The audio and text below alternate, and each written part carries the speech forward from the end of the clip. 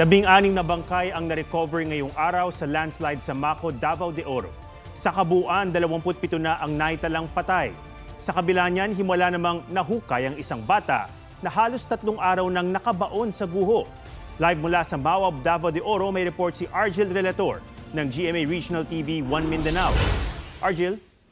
Atom, sa gitna nga ng trahedya ay nagbigay ng pag-asa ang pagkakasagip kanina ng isang batang natabunan ng landslide. Buhi oh. Anghel. Makalipas ang halos 3 araw mula nang magka-landslide, buhay na nahukay ang isang 3 taong gulang na babae. Dinala sa ospital ang bata para masuri. Okay naman to siya, kaya kaber naman siya yung kinabuhi. Ang kuan na lang na karon problema, ang katong magulang wa pa na-recover na, pero ambot mo maingon nila nga patay na daw. Si JL Texon na pasahero rin ng bus, ibinahagi sa social media ang mga larawang balot siya sa putik. Umakyat na sa 27 ang na-recover na bangkay. 16 ang nakuha ngayong araw. 8 rito ay kilala na. 8 naman ang patuloy pang inaalam ang pagkakakilanlan. Ibinaba ang mga ito sa Incident Command Post sa Barangay Elizalde, Maco, Davao de Oro, alas 5:30 ng hapon. Dito ni nakuha sila sa bakery. Naamanggoy bakery dito. Malaking tulong daw ang canine dog ng Coast Guard na si Apa na siyang nakatunton sa mga bangkay. Dahil walang ilaw, inihinto ang paghahanap sa mga nawawala. Itutuloy ito bukas ng umaga.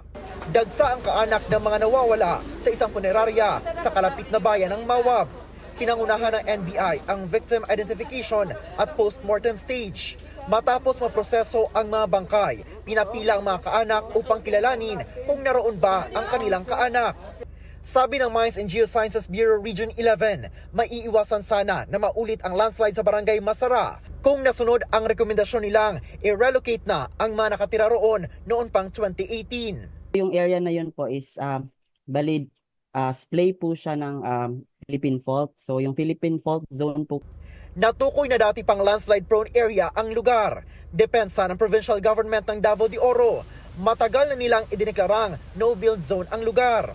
Dati na rin daw nilang pinarelocate ang mga residente sa resettlement site ng Apex Mining at Barangay Kinuban, pero bumalik lang daw sila sa lugar. Tingin naman ng Office of Civil Defense, hindi sapat na may malilipatan lang. Merong likelihood sustainable.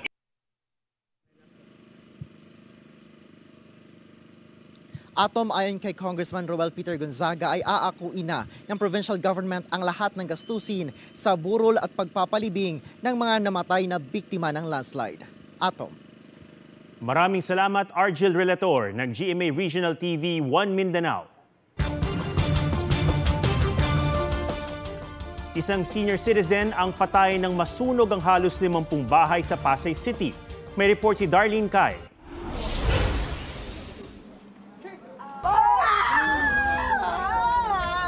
Labis ang hinagpis ng mga kaanak ng 72 taong gulang na si Ruben Yabut. Nasawi siya matapos matrap sa nasunog nilang bahay sa Zamora Street, Barangay 96, Pasay City. Talaga sobrang sakit po, mahal na mahal mo tatay ko. Mabuti pa nung namatay na lang siya sa sakit kaysa sa ganyan. Bedridden o hindi na raw nakakagalaw ang kanyang tatay matapos ma-stroke. At nang sumiklaw ang sunog kaninang pasado alas 2 ng hapon, nagulat na lang po ako yung tumawag po yung anak ko na nasusunog na raw po ang tatay ko. Isa si Darwin sa sumubok sumagip kay Ruben. Hindi na ako makapasok dahil na ando na nga po yan, lakas eh. Nasugatan siya. Sugatan din ng isa pang residente at isang fire volunteer. Agad itinaas ng BFP sa ikalawang alarma ang sunog. Kasikipan ng kalsada, may mga double parking tayo dito. Since mga iskinita yung papasukan, so isa ito sa naging challenges namin. Nasunog din ang mismong barangay hall ng Barangay 96. Damay ang ilang mahalagang dokumento gaya ng financial documents, blotter at logbook ng barangay. Ayun na nga po, ayun na nga anuhin namin ngayon kung paano. Pero yung secretary namin, inano na ho, na sa kanya lahat yung mga files na wala.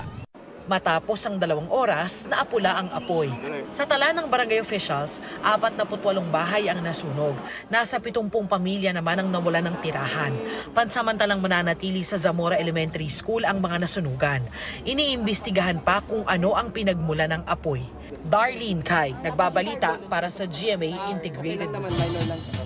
Isang limited edition luxury car na nagkakahalaga ng 160 million pesos ang isinuko mismo ng may hawak nito sa Bureau of Customs. Ilang linggong pinaghahanapang pulang Bugatti Chiron na yan na naipasok daw sa bansa na di dumadaan sa BOC. Patuloy pang hinahanap ang isa pang Bugatti Chiron na kulay asul naman. Nakunan daw sa social media ang 2 luxury car na bumabiyahe sa kalsada.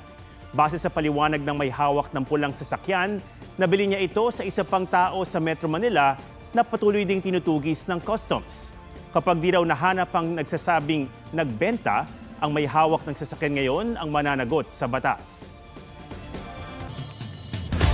2 freight forwarder ang inireklamo dahil sa kabi-kabila raw na pagkawala ng mga balikbayan box. Nakauwi na nga sa Pilipinas ang isang OFW pero ang padala niya wala pa rin. May report si June Veneracion.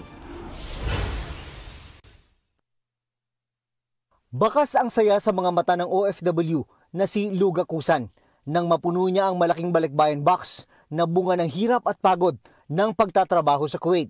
Yung mga laman po ng mga box ko is yung mga branded po na shoes ko, yung mga bags ko po, sir. Tapos yung pang sa school supplies ng mga anak ko po, yung mga branded na t-shirts, mga pabango. Agosto nung nakarang taon nang kolektahin ang balikbayan box ng Luzon Express Cargo. Lumipas ang Pasko at bagong taon. Wala pa rin nakakarating sa kanyang mga mahal sa buhay. Hindi naman po namin pinulot yung pangalaman na linagay. Nakakayak lang po, sir. Sabi ng grupong OFW Assistance Advocates, mahigit 100 OFW na raw ang nagpaabot sa kanilang kaparehong reklamo laban sa parehong freight forwarder. Ang tawag na namin dito is hindi na to normal na scam na talaga, balikbayan scam. Sinusubukan pa naming makuha ang panig ng Luzon Express Cargo pero wala pa silang tugon sa ngayon. Iniimbestigahan na rin sila ngayon ng Bureau of Customs at posibleng irekomenda na ma-blacklist. Kung makita natin na pending talaga siya na hindi pinoprocess, hindi lang natin siya i-recommend. Magpa-file din kami ng kaso laban dyan. Si Erica, di niya tunay na pangalan. Ang Kabayan Cargo naman ang inirereklamo. Magdadalawang taon na raw ang lumipas. Nakabalik na siya ng Pilipinas mula Oman. Pero hindi pa nakakarating ang pinadalang 9 na balikbayan box na nasa kalahating milyong piso ang halaga. 2 Pasko na actually yung nakakalipas. Lumipas na ulit yung Pasko at saka bagong taon. Di pa rin po dumadating. Sinusubukan din naming kunan ng pahayag ang Kabayan Cargo. Pero wala pa silang tugon sa ngayon. Ayon sa Customs, dati na nilang pinatawag ang Kabayan Cargo dahil sa kaparehong reklamo. Sabi ng Customs, makakaasa si Erica na malapit nang ma-release ang kanyang mga padala. Tungkol dun sa Kabayan, na ang kanilang local forwarder, yung sa Renz World, matapos yung kanilang pagharap sa atin, nag-commit sila na aayusin, at babayaran nila at i-deliver yung mga 3 container yan na na-abandon nila dito. June Veneracion, nagbabalita para sa GMA Integrated News. Muling iginiit ni dating Pangulong Rodrigo Duterte na walang jurisdiction sa kanya ang International Criminal Court. Sinabi ni Duterte sa gitna ng bali-balitang may arrest warrant na laban sa kanya ang ICC. Sa panayam sa kanya sa radio program na Kontra Birada ni dating Presidential Legal Counsel Salvador Panelo, sinabi ng dating Pangulo na papalag siya sakaling arestuhin siya. Nauna nang sinabi ni Pangulong Marcos na walang gagawin ng kanilang administrasyon para tulungan ng ICC. Sabi naman ni Solicitor General Menardo Guevara, tanging PNP at ibang law enforcement agencies lang ang otorisadong maghain ng arrest warrant sa bansa. Walang pakialam ang ICC sa akin. At hindi nila ako mahuli talaga. Mahuli nila ako patay. Mr. Marcos has nothing to do with the ICC. As a matter of fact, I am not asking for his help. Ako na ang bahala sa sarili ko dito. I will deal with the ICC myself. Iginiit ng Clark Hills Properties Corporation na tumupad sila sa kasunduang tigil demolisyon sa Barangay Anuna sa Angeles, Pampanga. Ayon sa legal counsel ng kumpanya na si Hener Edona, Wala silang ginawang demolisyon hanggang matapos ang Christmas season, bagay na kanila raw ipinangako sa isang pulong.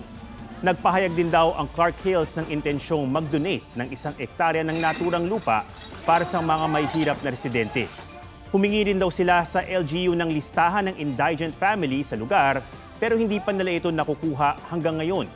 Tumupad din daw sila sa naunang pangakong di nila gagalawin ang maliliit na bahay ng mga indigent sa pagpapatupad ng writ of demolition. Nangako rin ng Clark Hills na hanggat walang nalilipatan, di nila gigabain ang bahay ng mga indigent at ng mga orihinal na may hawak ng Certificate of Land Ownership Award o CLOA. Ayon sa mga residente, inaresto kahapon ng 2 lalaki, kabilang ang isang menor de edad na na-turn over na sa DSWD. Ayon sa Angeles City Police, 12 ng pulis at 10 miyembro ng demolition team ang nasugatan sa gulo. Mahigit 1 oras na lang, Chinese New Year na sa Maynila. Inaabangan na ang fireworks display na hudyat ng pagpasok ng Year of the Wood Dragon. May live report si Katrina Son. Katrina?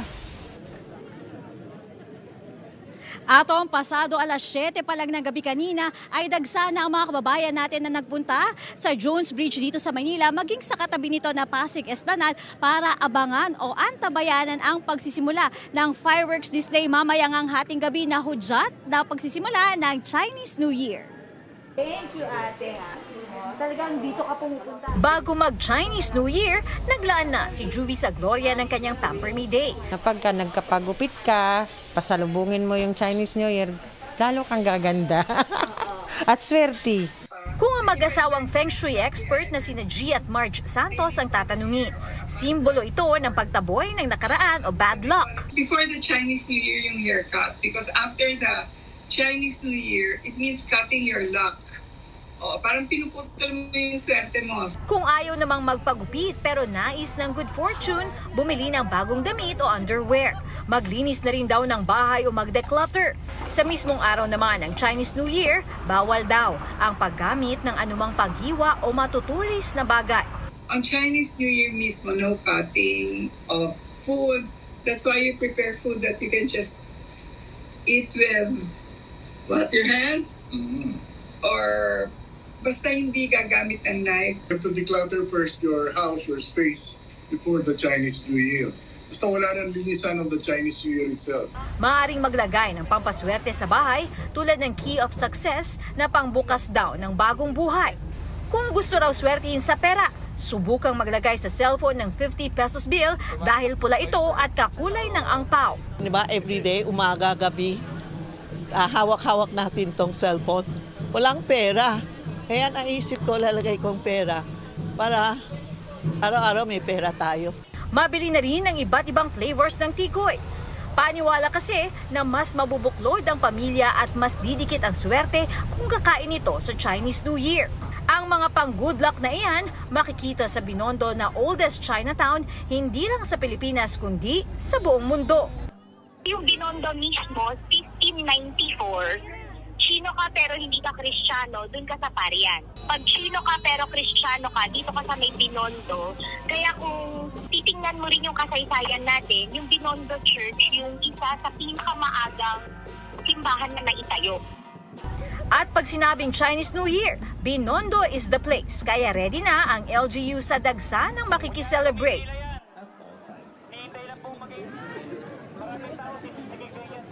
Atom, sa mga oras naman na ito ay sarado na nga ang Jones Bridge dito sa Maynila. Marami na rin tayong mga kababayan na nariyan para antabayanan ang fireworks display na magaganap nga mamayang hating gabi. Sa mga oras din naman na ito ay kasisimula lamang tumugtog ng Manila Band na hudyat naman ng pagsisimula ng programa rito. Atom? Maraming salamat, Katrina Son. Na-hit and run ang asong yan sa Kidapawan City. Kahit di na makalakad ng maayos, nakatawid pa ito ng kalsada. May mga concerned citizen na tumulong sa aso na inoobserbahan na ngayon. Sa Tulunan, Cotabato, patawid na ang asong yan sa highway pero umatras ito kaya nasalpok ng paparating na motorsiklo. Sumemplang ang motor at nadaganan ng motor ang aso. Sugatan ng rider at angkas ng motor. Inaalam pa ng barangay kung sino ang may-ari sa aso. Nananawagan naman ang barangay sa mga dog owners na maging responsable at huwag hayaang gumala ang mga alaga para iwas disgrasya.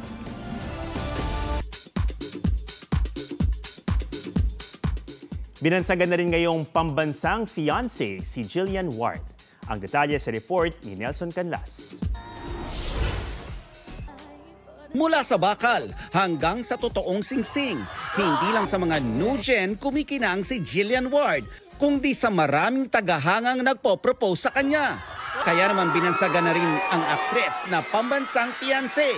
Tutuwa po ako kasi kada nagpaparada po ako ngayon, ang dami po talaga nagbibigay ng mga singsing. Ang dami ko na pong nakolekt. Pati po yung singsing na may kalawang na sa akin pa rin po. Tapos meron din po mga bracelets. Tapos ang dami po nila mga regalo. So sobrang nakakatawa po talaga kasi natatabi ko po siya. Kumbaga may remembrance po ko galing sa kanila. Pero may Valentine's date pa si Jillian? Well, basta. Kinilig kami doon. So meron ka, Mars.